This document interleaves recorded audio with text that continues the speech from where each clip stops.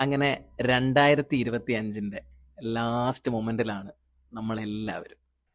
2025 എങ്ങനെ ഉണ്ടായിരുന്നു എന്ന് ചോദിച്ചാൽ കുറെ പേരൊക്കെ പറയും കുഴപ്പമില്ലായിരുന്നു, കുറെ പേര് പറയും നല്ലതായിരുന്നു, കുറെ പേർക്ക് കുറെ സങ്കടങ്ങൾ ഉണ്ടായിരുന്നു എന്ന് പറയും. അങ്ങനെ പല അഭിപ്രായങ്ങളായിരിക്കും.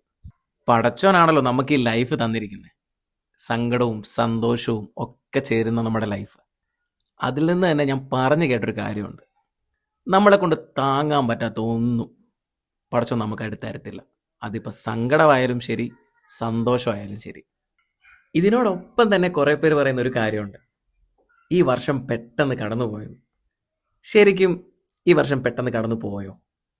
ഒരിക്കലും ഈ വർഷം ഫാസ്റ്റായിട്ട് ഓടിപ്പോയിട്ടില്ല.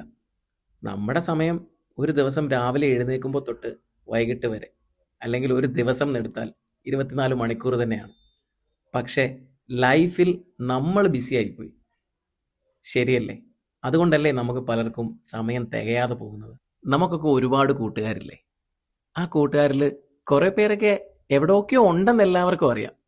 പക്ഷെ സ്ഥിരമായിട്ട് വിളിയില്ല, ഒരു മെസ്സേജ് ഇല്ല. അങ്ങനെ നമ്മളെല്ലാവരും ഒരുമിച്ചുണ്ടായിരുന്ന ആ ഗ്രൂപ്പ് അതിന്ന് ആക്റ്റീവ് അല്ല. എല്ലാത്തിൻ്റെയും ബേസ് എന്താ? നമ്മൾ തിരക്കായിപ്പോയി.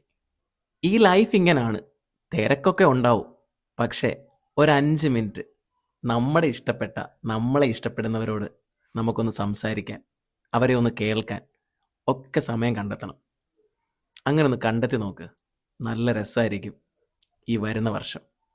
എത്ര തിരക്കുണ്ടെങ്കിലും അവരെ കേൾക്കാൻ നമ്മൾ കൊടുക്കുന്ന ആ സമയമുണ്ടല്ലോ, ആ ടൈം, അതായിരിക്കും നമ്മുടെ ലൈഫിലെ ഏറ്റവും വാല്യുബിൾ ആയിട്ടുള്ള കാര്യം. അപ്പോൾ ഈ 2026 നമ്മുടെ ബന്ധങ്ങൾക്ക് വാല്യൂ കൊടുത്തൊരു വർഷമായി മാറട്ടെ. കുറച്ച് സമയമല്ലേ ഉള്ളൂ നമ്മളിവിടെ.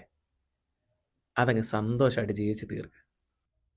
അപ്പോൾ ഓക്കെ, കൂടുതൽ വിശേഷങ്ങളുമായി അടുത്ത വീഡിയോയിൽ.